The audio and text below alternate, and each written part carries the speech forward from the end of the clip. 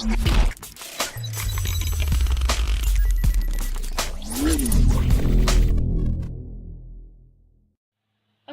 علیکم ګرانو کتونکو، څنګه یې تاسو ټول؟ زه هیله ساتم چې تاسو ټول به ښه روغ جوړ وئ. پکوړې د هر چا خوښې وي، که پکوړې د الوګانو وي او که د بیسن نه جوړې شوې وي، یا مکس سبزیانو نه وي او یا د پالک وي. نو نن به موږ ستاسو وړاندې یو بنګالي پکوړه تیارو. بنګالي پکوړه به موږ ایګ پلانټ یا بینگن نه جوړو. نو دې لپاره موږ څه داسې رقم بینگن راخستی دي. بینگن ګول هم ملاویږي او اوږده سایز والا هم ملاویږي، خو دې لپاره دا بینگن استعمالیږي.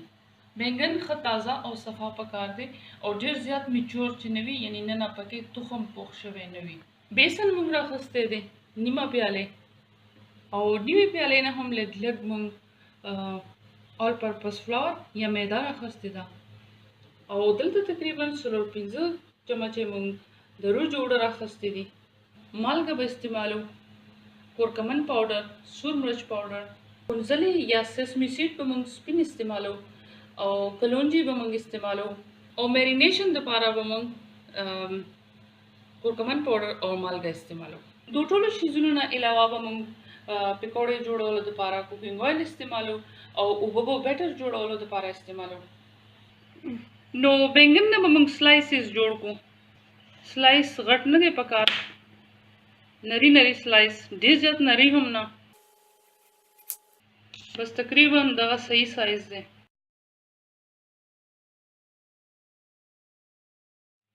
نو بینگن موږ ټول کټ کړل. تاسو ته ښکاري چې زموږ بینگن څومره فرش او سپنجي دی.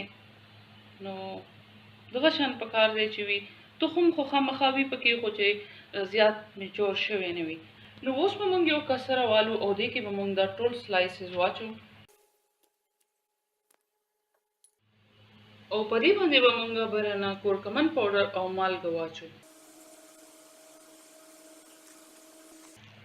داسې کولو سره به زموږ چې کوم بینگن دي هغې کې به دننه پورې مالګې ذایقه لاړه شي، او دې کې چې کوم ایکسټرا اوبه وي، نمي وي، هغه به هم بهر راوځي، او بیا به زموږ پکوړې ډېر زیات مزدارې جوړې شي.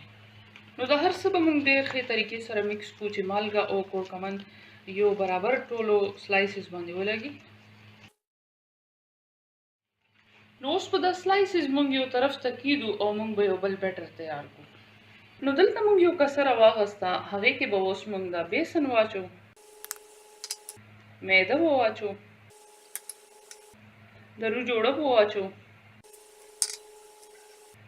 کلونجي به واچو، او سپینې کنځلې به واچو. تل اچولو د وجې نه د دې ډش نوم تل بګونی دی. دې ته بنګالۍ کې تل بګونی ځکه وایي چې دې کې کنځلې موږ اچو. او اوس به پکې سور مرچ پاوډر واچو، کورکمن پاوډر به واچو، مالګه به واچو اندازې سره چې زیاته نه شي، او اوس به دا هر څه موږ لږ مکس کړو. نو هسې خو چې کله موږ داسې پکوړې جوړو، بیا پکې لږې سپیرکۍ هم واچو، دنیا هم پکې واچو شنه او وچه، زیره هم پکې واچو، خو دې کې دا شیزونه نشته. اوبه پکې لږې لږې اچو او بیټر به تیار کړو.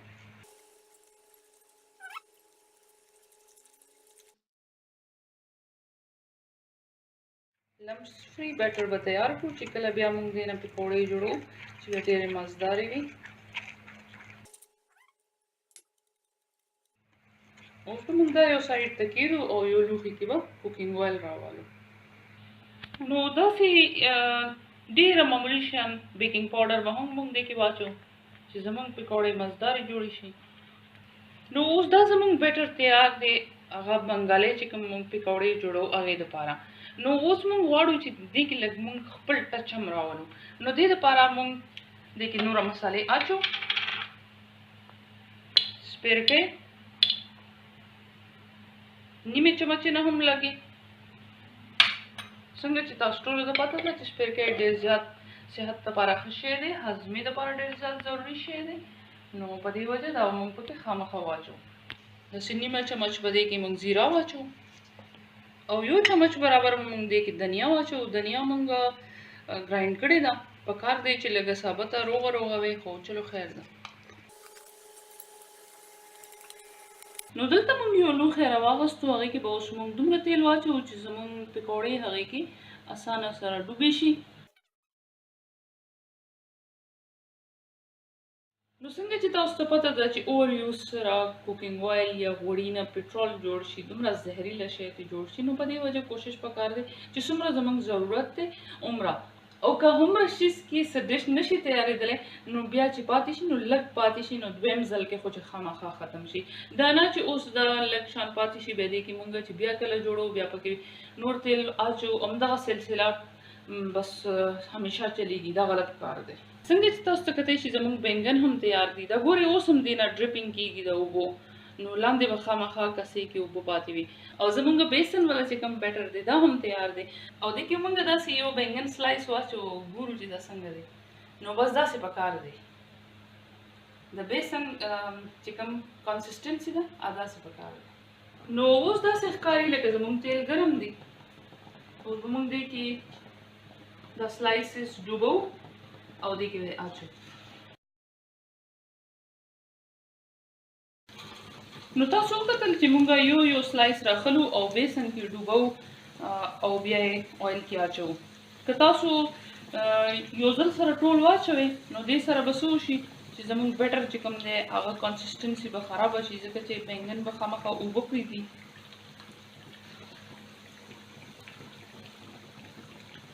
نو تاسو وکتل چې زموږ تیل نه خو ډېر زیات داسې یخ او نه ډېر زیات ګرم و، چې ډېر زیات یې ګرم کړئ نو هغې سره څه کېږي پکوړه د بره نه خو به پخه شي خو دننه نه به کچه وي. او چې کله ډېر زیات یې مونږ یخو تیلو کې واچو نو هغې سره پکوړې خو جوړېږي، خو پکوړې به ډېرې زیاتې داسې کلکې کلکې جوړې شي او بلکل به مزه نه کوي. نو اوس چې کومه پکوړه مونږ ته کتی شي چې دا پخه شوې ده هغه به مونږ داسې فلپ کړو. داسې ډېر په قلاره به یې ټچ کوئ او به یې ګورئ، که نه دغه کېږي نو بس بیا زور ورسره مه کوئ.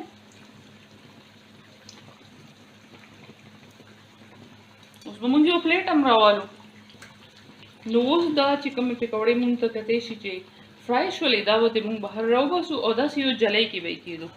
جلی کې کېښودلو سره چې څومره تیل وي فالتو هغه به دې نه لاندې پلیټ ته کوز شي. ښکته به ورته خامخا پلیټ ایږدئ، کنې ستاسو چې کوم چوله ده هغه به یا کاونټر دی هغه به ګنده شي تیلو سره، نو ځان له به یو کار جوړ کړئ.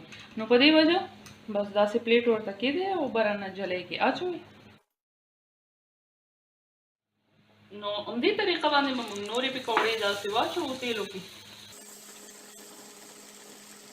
نو زموږ بینګن پکوړې ډېرې زیاتې مزدارې جوړې شولې، ډېرې زیاتې کرسپي کوټ پرې راغلی دی او کتلو کې هم دومره زیاتې مزدارې ښکاري. نو ذایقه خو به یقینا لاجواب وي. نو زموږ ډېرې مزېدارې پکوړې تیارې شولې. تاسو ته کتی شي څومره زیات اویل ترې بهر راووتل. نو اوس به دا مونږ یو پلیټ کې کېږدو ستاسو وړاندې.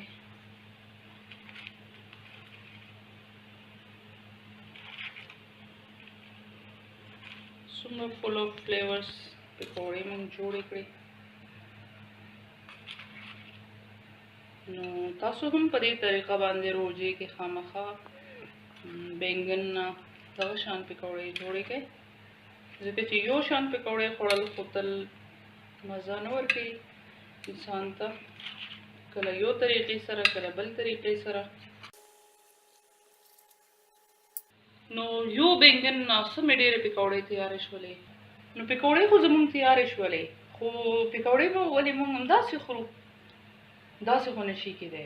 دې دپاره موږ له یو چټني پکار ده، کیچپ یا میونیز پکار دي. نو هغې دپاره هم موږ تاسو ته وښیو. څنګه چې تاسو ته پته ده زموږ یو ډومبنی ویډیو د چټني والا، یعنی تاسو به څنګه خپل دنیا پودینه پریزرو کوئ چې خراب نشي فریج کې. او دې نه علاوه چې روژې کې موږ ته اسانۍ سره چټني تیاره میلاویږي. نو دې دپاره زموږ دا ویډیو خامخا وګورئ.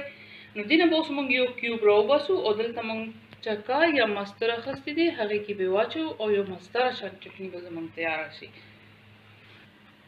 نو تاسو ته پته ده چې انسان څومره زر ستړی شي کار کولو سره او خاص طور سره کچن کې چې بیا ګرمي هم وي. نو اوس موږ ته چې تیاره چټني میلاو شي نو موږ یو غټ کار نه خلاص شولو. نو تاسو ته کتلی شي څومره مزداره چټني زموږ جوړه ده او دا چې اوس موږ دې کې واچو دا به مکس شي لږ ساعت پس او بس بیا به یو مزدار کمبینیشن جوړ شي. دا چې کوم کیوبس پاتې شول د چټنۍ دا به موږ فریزر کې واچو بل ټایم لپاره. نو چټني زموږ تیاره ده. تاسو وکتل د دې چټنۍ رنګ هم بالکل داسې دی لکه بالکل تازه چټني چې انسان جوړه کړي. که تاسو زموږ ویډیوز خوښوئ نو بیا زموږ چینل سبسکرایب کړئ چې زموږ هر نوې راتلونکي ویډیو نوټیفیکیشن تاسو ته ملاویږي وخت سره او لایک بټن باندې کلیک وکړئ او موږ ته کمنټس ولیکئ چې تاسو ته زموږ ریسیپي څنګه لګي. ستاسو کمنټس موږ دپاره ډېر زیات ویلیو لري. نو خامخا جوړ کې داسې پکوړې. خپل ډېر خیال ساتئ. الله پامان.